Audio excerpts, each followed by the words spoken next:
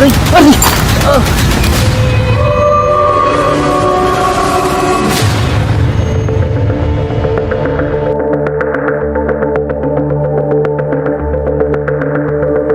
Medyo malayo ito sa sentro, kaya umaga pa lang bumiyahe na kami.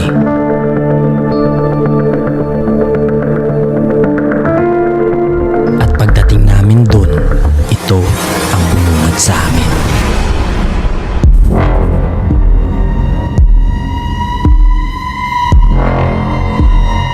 Isang napakalaking ospital na abandonado.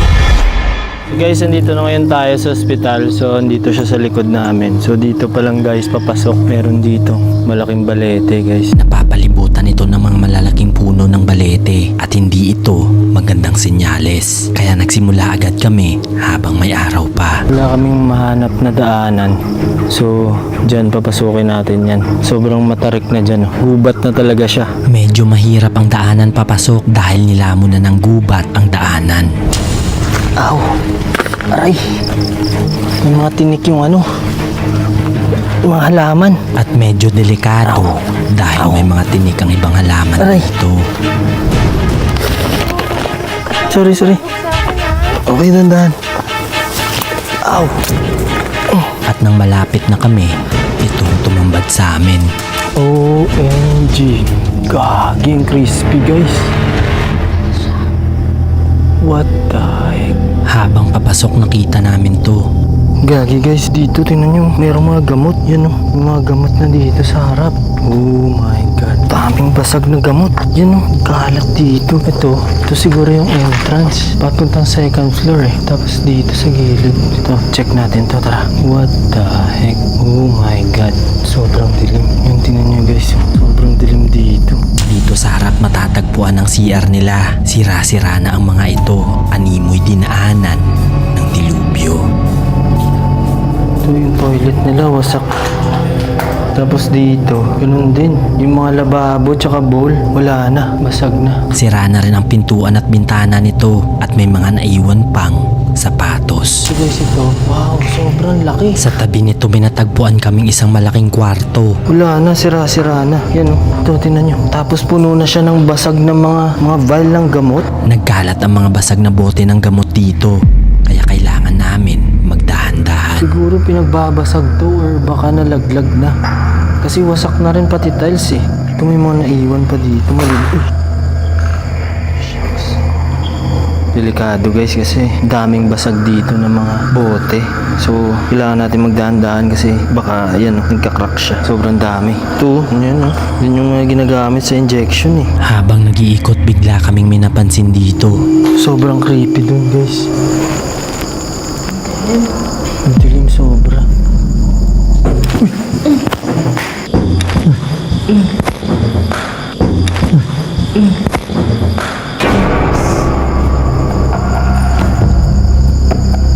Tao po?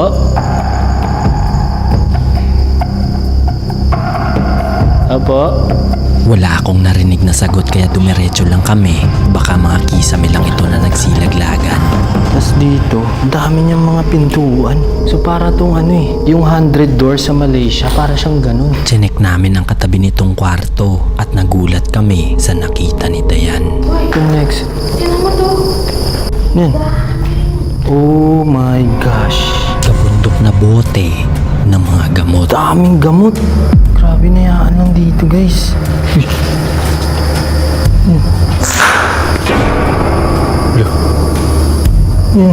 Hindi nawawala ang tunog kaya sinubukan kong ulit tawagin. Apo? Naman. Walang sumasagot kaya sinubukan ko sa kanilang lingwahe. Tagbalay? Yan ba yun? Tama ba yun? Gaging crispy nito guys. Yun o. OMG. Gagi. OMG yung ibang pang sterilize. Water for injection. Habang nagvi-video biglang nangyari to. Oh my god. Uy! Ano yun? What the heck? May narinig kaming humihila ng kadena. Nanginginig ako. Nanginginig yung kamay ko. Opo. Tagbalay. Tagbalay. Tingin. Habang tumatagal, mas lalong lumalala ang mga naririnig namin dito. Sa point na to, ipi-play ko ng diretso ang video para makita nyo kung gaano ka-active dito. Ang daming tunog.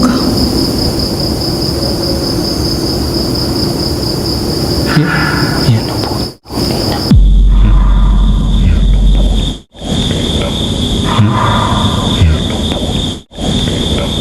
Bilisan na natin. Hindi ko alam kung rinig dito guys, pero Para itong babae na sumisigaw. OMG. Ano to? Ito ata yung ano nila. Emergency room to guys kasi ito. Natagpuan din namin ang emergency room nila. Oo, mga exo siguro to. Feeling ko emergency room to, no? Or morgue. Mukha kang emergency.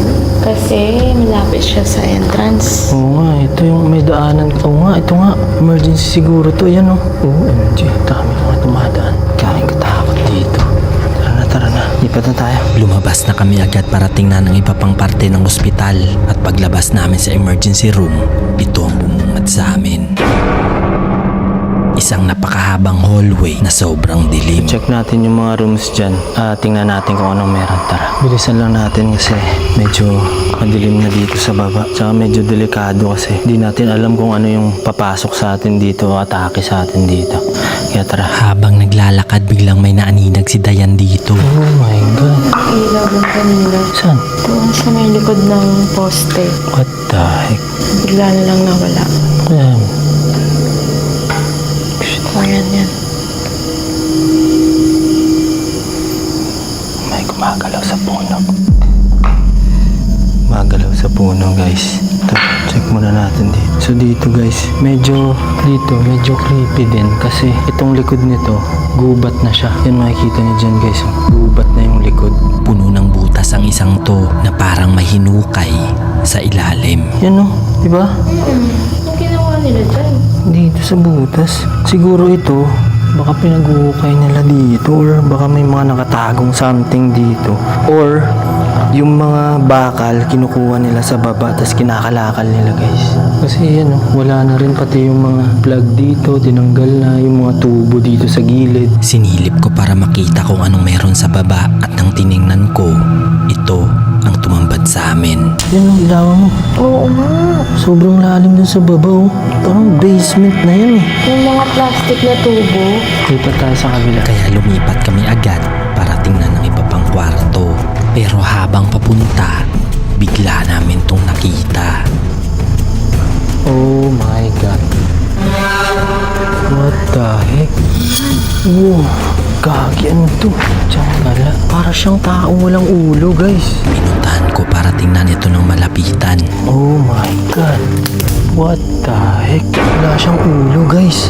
Gaging creepy, guys, kasi yung statue, wala siyang ulo. So, nakakatakot kasi pag makikita mo siya dito sa hallway, pagtingin mo dito, akala mo white lady siya. Pero statue. So, dito tayo sa next room. Dito lang din sa hallway. Dito banda yung pugot yung ulo na nakita natin. So, check natin na meron dito. Oh my God. Dito mas malalaking butas ang nakita namin. Ano? Ang haba ng binutas nila, guys. So, tinanggal talaga nila yung mga ano dito. Yung mga bakal siguro na nandito. Pinagtatoy. Uy! Ano yun? Saan galing yun? May narinig kaming tunog galing sa ribulto na pugot ang ulo. Doon galing sa may pugot ng ulo, guys. Tara. Bilisan na natin. Yun, guys. Ito daanan siguro to ng wheelchair. Yan, oh. Kasi paangat siya, guys. Yun, papunta dun sa second floor. No, siguro kasi parang ramp siya, eh. Dediretso na sana kami na may bigla kaming napansin dito. Sa ibang room. Baka may mahanap pa tayo. Yan. Oh my God. Ano to? Oh my God. Parang sa x-ray to, ah. May nakita kaming mga acetate ng x-ray sa lapag. Oo nga, sa x-ray. Ito po. Ito yung mga film na ginagamit, ba? Oh my God, guys. Nagkalat ang mga ito sa sahig. Dito yun, oh. Ang dami. So, ibig sabihin, itong part na to siguro, guys, laboratory to. Kasi ito, Oh my God. Oo nga, kasi naka-tile siya oh. Sa bandang to okay pa ang mga dingding ng kwarto nila at halos wala pang sira ang mga tiles. Pero meron kami ditong nakitang marka. OMG, ano to? Lab, may marka guys. Ayan na. Kaya nga eh. Tapos kulay pula. Tara, lipat na tayo. Scary dito. Gaging crispy ng lugar guys. Kaya lumipat agad kami para tingnan ang iba pang parte. So dito sa kabilang room guys, ano din, sira-sira na rin siya. Dito natagpuan namin ang x-ray room nila. Oo nga. Feeling ko dito nga yung para sa mga x-ray kasi yan o respiratory function. Yan o. So ito nga yun. Ito siguro yung lab nila guys. Oo nga, ito rin o, may mga film o. May mga naiwan pang gamit pero sinunog na. Ito rin o. Ito. Ito siguro yung para sa mga records. Kagi. Iniwan na lang dito no. At dito sa kabila may naiwan pang mga papel na may pangalan. Dito. Ito may mga papel po. Oh my God. Pangalan. Oo nga, mga records guys. Mga record ito ng mga dating pasyente. Grabe to. Ito pa yung mga oras oh. Oras ng x-ray nila. Yung date. Full. Ano to? Dito pa yung mga pangalan ng doktor. At sa likod nito, matatagpuan ang records room nila. Kasi dito puro papel oh. Memorandum. Yung iba dito ay tungkol sa ospital at sa mga gamot. Typewritten pa, no? Oo nga eh. Matagal na talaga. Ayan oh. Year 2000 pa siya. Census 2000. Dependent. So ibig sabihin, 24 years na tong abandonado. So ito siguro yung mga ng pasyente no. Pangalan, mga data. Dumiretso na kami para tingnan ang second floor. At dito, nagsilaglagan na rin ang kisame. Tandaan lang kasi yung mga debris. Silaglagan na guys. Yan oh. So marupok na talaga. Tao po.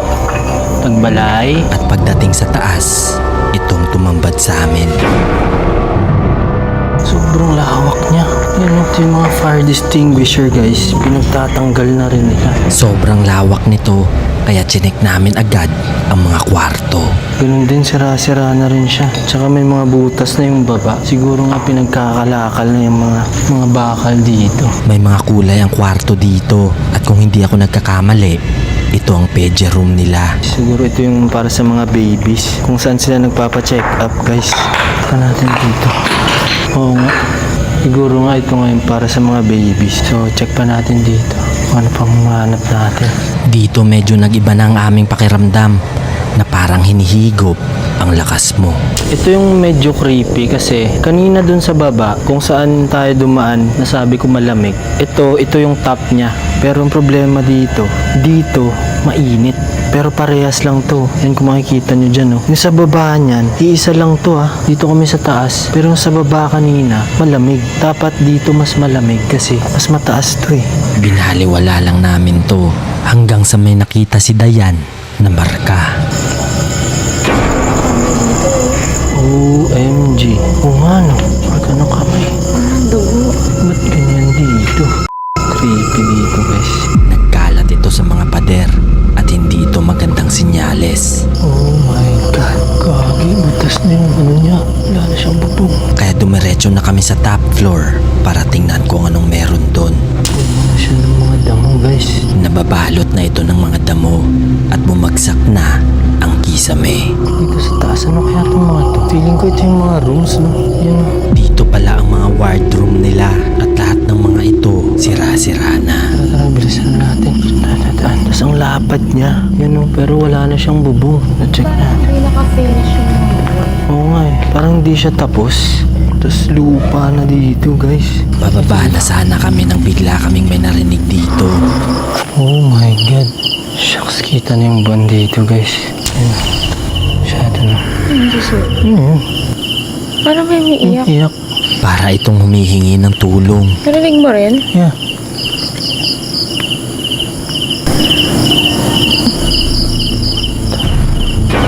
Habang lumalalim ang gabi, iba't ibang tunog ang naririnig namin at mas lalo kaming nanghihina. Kaya naghanap kami ng pwesto saan kami pwede kumain. Wala kaming mahanap na pwesto dito guys. Puro na siya damo. So dito tayo sa baba. Dito sa may hagdan para meron tayong lagyan ng food. Kaya kumain muna kami dahil mahaba pa ang gabi at siguradong madami pa ang mangyayari. So yun guys, ngayon check na natin tong hallway na to. Binalikan namin ang spot kung saan nag-iba ang pakiramdam namin kanina at kung saan kami may nakitang mga marka. Yan, so dito medyo malamig na sa part na to guys. Pero habang papunta, may bigla na lang. Naka-charge lang ito eh.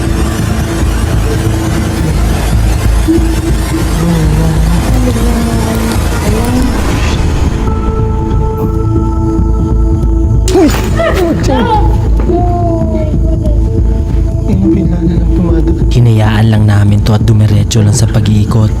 So dito, ito siguro yung center guys. Sentro, tapos ito yung pababa. Tapos dun makikita nyo dun yung pugot na ulo na statue. Sa tabi nito may nakita kaming isang kwarto at sobrang lansa ng amoy nito. Ano yan? What the heck? Oh my god, parang may sinunog dito. Pala ganun yung amoy. Daming marka, lab. Puno ito ng pulang mantsa. Ito, ba't ganun? May mga marka ng dugo. Ito pa. Oh my god. At dito sa loob, mas madami pa. At malamang sa malamang, may nangyari ditong hindi kaaya-aya. Ang dami. Ito, puro marka ng kamay. Pinahid dito guys. Oh my god. Para siyang maliit na kamay. Diba? Oh my god, ang dami. Dito pa. Tatlo lang. Ang dami. Tatlong daliri lang guys. Oh my god. Ang dami guys. Ginamitan ko ng UV light para makumpirma kung ano ito. At kung itim ang lalabas, ibig sabihin, kumpirmado. Tingnan natin kung ano tong mga to. Kaya pala sabi ko parang ang lamig sa part na to. Pero dito kanina sa kabila, hindi siya ganun kalamig guys.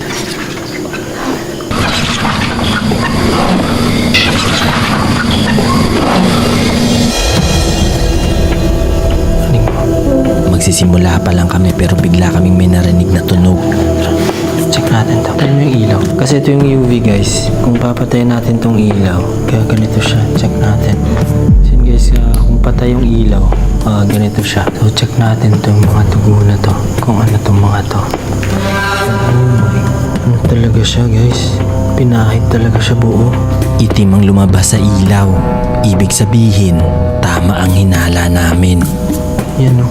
Diba? At habang nag-iimbestiga, bigla kaming may narinig na umuungol.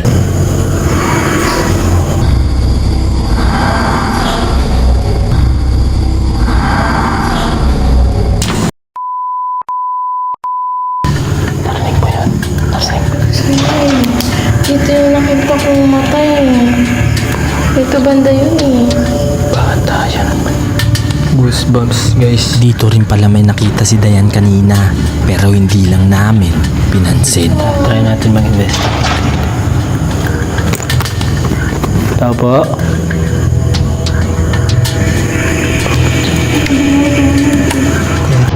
Kaya umalis kami agad dahil habang tumatagal, unti-unting bumibigat ang pakiramdam namin. Feeling ito ano to. Ito sobrang laki din guys. Oh, ano to? Open na rin siya. Dito nakaramdam na kami ng sakit ng ulo. Ang bigat sa ulo. Dahil lang. Hindi ko alam baka saan. Okay. Ayan na. Lumabas muna kami para sana magpahinga, pero wala kaming kaalam-alam. Meron na pala kaming nahagip sa camera. Saan tayo dito? Saan tayo dito? Sobrang ano dito. Lab, painom ako tubig, Lab.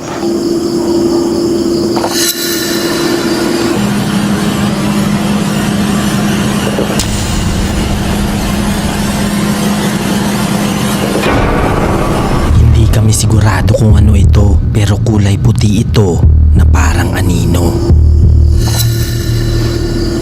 Nakaka-drain. Ganun kasi minsan guys pag mga elemento, ubusin nila yung energy mo. So iniigop nila, kaya kailangan natin mag-rehydrate. Pababa na kami nang meron akong naramdaman na parang may nakasunod sa amin.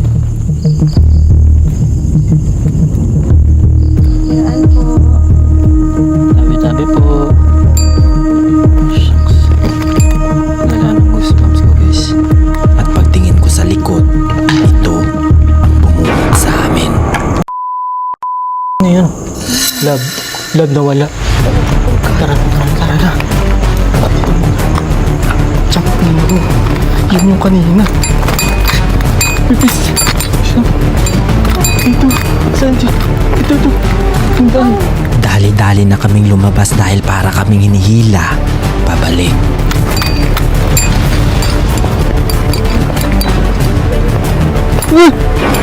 Aray ko. Pipis. Pero ibang daanan na pala ang dinaanan namin. Saan tayo dumaan kanina? Hindi namin maalala kung saan kami dumaan kanina. Kaya nga eh. Saan yung dumaan kanina?